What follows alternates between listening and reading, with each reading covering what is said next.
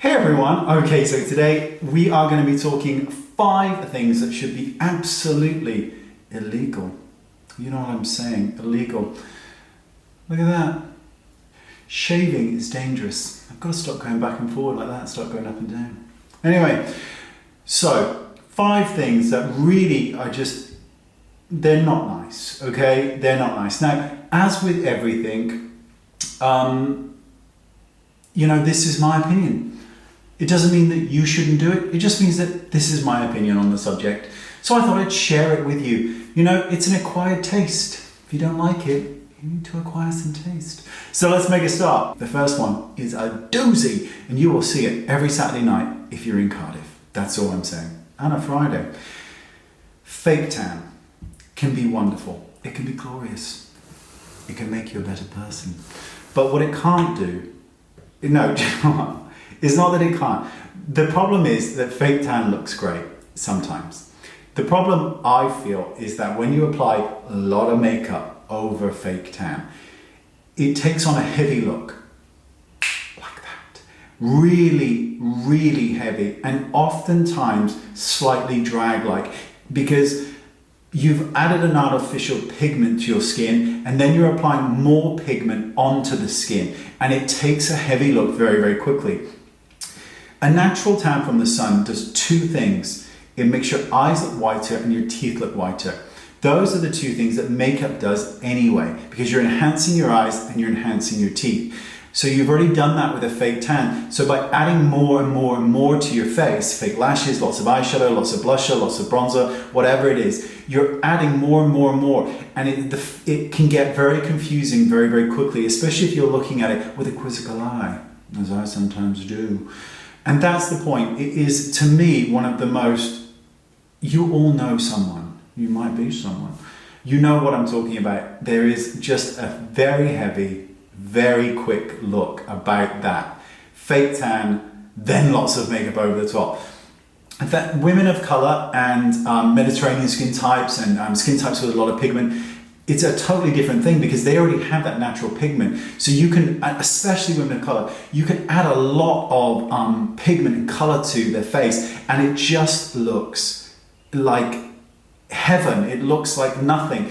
Darker skin takes makeup better than any other skin ever, because it holds makeup so beautifully. You can use the heaviest coverage foundation a lot of times and it looks like nothing on the skin. And then you can add these rich, beautiful colors and it's like nothing. It is an amazing thing. But that's very different from adding a fake tan to already a sort of a pale skin tone and then throwing a lot of makeup at it. It's something that I truly, it's the one thing that when I do prom makeup, it's the one thing that I ask everyone not to do, is not to fake tan. And there are 2 reasons. One, we've just discussed it all. There's 3. The first one we've discussed. The second one is, if everyone else is mahogany looking and bright orange, you're going to be the one that stands out, because you're going to be the one who looks completely gorgeous next to all of those other sea of people that look exactly the same. So that's the second one. What's the third one? I'm sure there was a third. I don't know, but I think that's justification enough. Okay, so number 2. This is fun. I talked about this before, so I'm going to speak about it again. Anything you do above the lid should be a third less under the lid. That's a general rule. Now, the longer your face, the more you can go underneath with eyeshadow generally and have it look really good because it shortens the face. But generally speaking, very, very heavy under the eyes does this. Now, I don't know about you, but I don't want that. And I don't think you do either. You're just drawing attention to this. And that's not a good thing. So as a general rule, particularly if you've just got mascara on the upper eyelid and then you've drawn, and it's I think it's quite an old-fashioned thing. I tend to see a lot of women do it who are sort of over 40. I don't know whether it's a generational thing, but very heavy under here with not much on the top is just doing that. That's not good. It's really not. Okay, third one. This is an oldie but a goodie, like me. Blusher. So let me grab a brush. Oh, it happens to be one of mine. So, smile. This is going to be a great one. Smile. There is the apple on my cheek. Rude. There it is. So, applying, this is going to be problematic for two reasons. One, this is the apple. Apply blusher here. Watch what happens when I start smiling. It's down here. That is a trick used in television and theatre to age the face. Because as we get older, everything goes, and we want to put it all the way back up again where it used to be. So by applying blusher to the apple of the cheek, particularly on thin faces, you are lowering where it is, as opposed to applying it here where it's much higher and you get more of a lift. The other reason is when you smile, let me turn, right, see these gorgeous creases, right? You're never going to get a smooth blend because you're going into the crease with the powder. So that's another reason to not smile when applying blusher. And also you have more control of where you put it, so you might want to put it here, or you could put it above the apple of the cheek, which is here on me. That will give you that more kind of girly look, that more sort of just been running out in the fields and looking delicious. So that would work really well, but by smiling, you're getting it into the line and you're also lowering it down. So that's a no-no in my book. No. What's the other ones? There's two more and I've forgotten because they're on my computer. And I can't go and do that, can I? What was the other two? This might be some time. It's still here.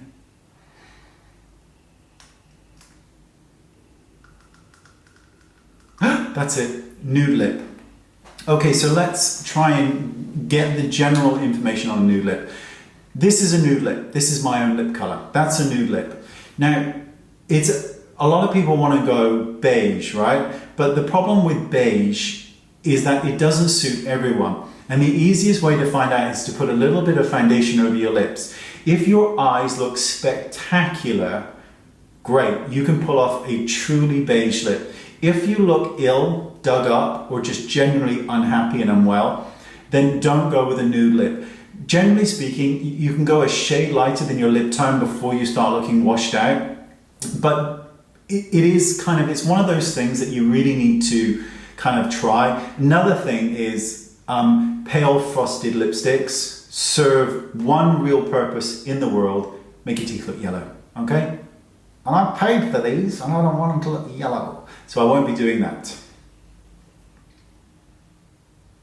There's one more. What is it? I've forgotten. Help me. Bronzer! Bronzer colours. So let's have a little look at bronzer colours.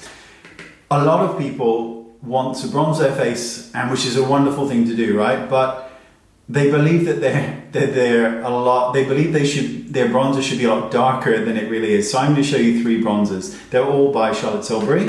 So this is the medium to deep palette. So I'm going to put it against my skin tone. Then we've got the original Film Star Bronze and Glow. So I'm going to put that to my skin tone. And then we've got the highlighter one, which has still got the bronzer in. Most people would assume that the medium palette would be great for my skin tone, but it's not. It's way too dark. The lightest is good for my skin tone. In general speaking, I'm about an NW25, if that.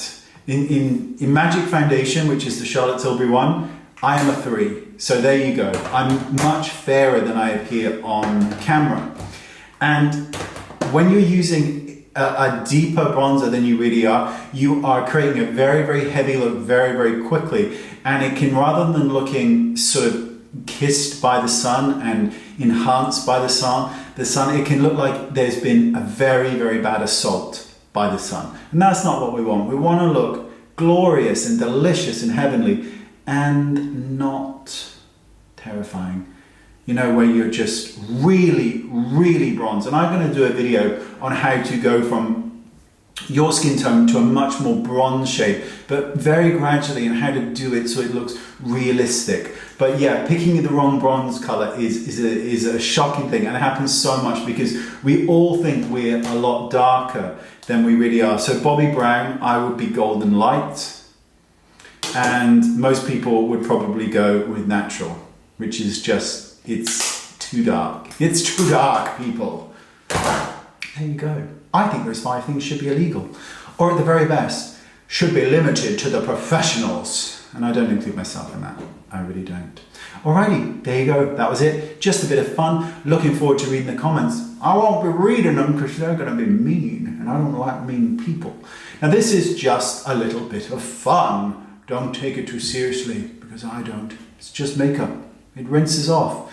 And also, makeup is and always should be just a bit of fun as well. So the fact that these things I dislike, if you rock them, go and rock them. That's the point. Who cares? You can wash it off, you can start again, you can alter anything you want at any given time, because it's so not serious. And I just use the word so not serious. And I'm 40.